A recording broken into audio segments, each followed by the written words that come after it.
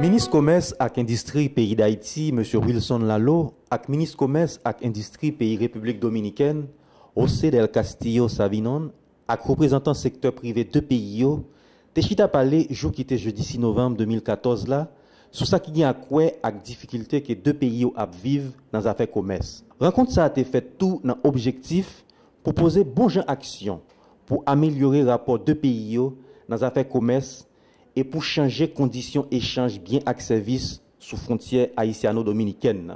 Deux ministres ont montré un pile intérêt dans le cadre de rencontre là et ont prouvé dans le discours de Kembe depuis le commencement de la rencontre historique.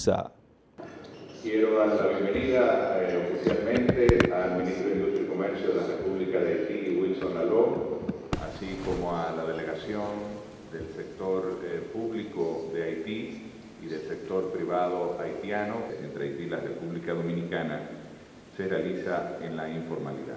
De hecho, uno de los temas que más hemos enfatizado es la necesidad de que este comercio cada día sea un comercio más formal y más equilibrado para ambas partes.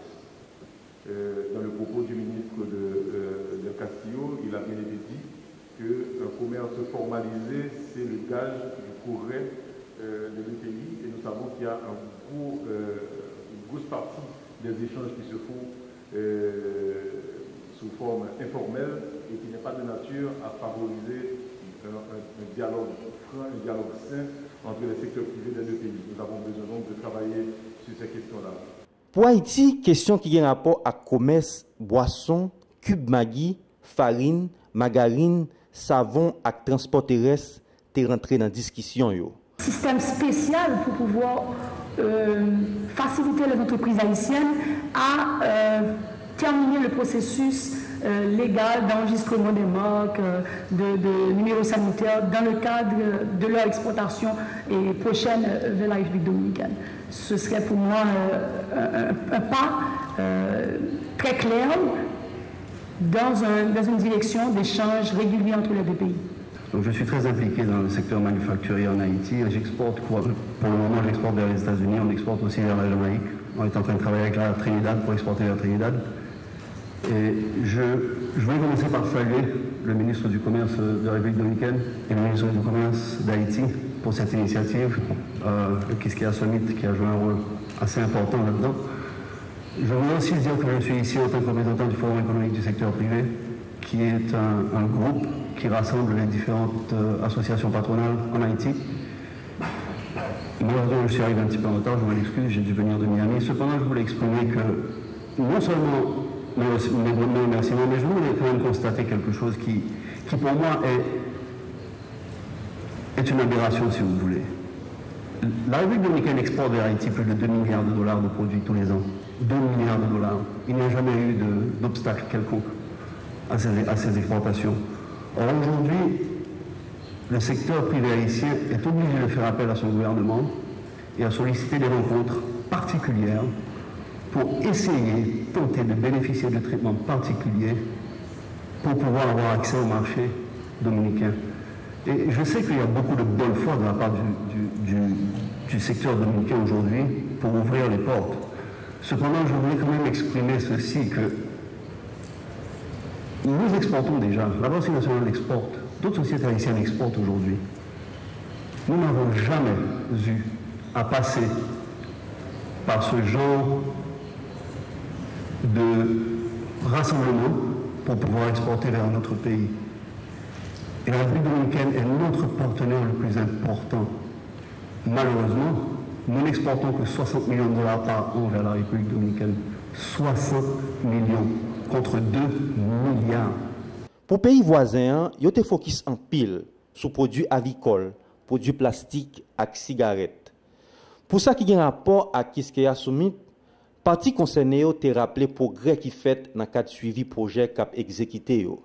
De l'autre côté, rencontre ça, c'était un moment pour rappeler que le processus pour mettre sous place études sur obstacles techniques à commerce entre deux pays, dans le cadre de composante commerce programme binational là, que l'Union européenne a financé, a avancé.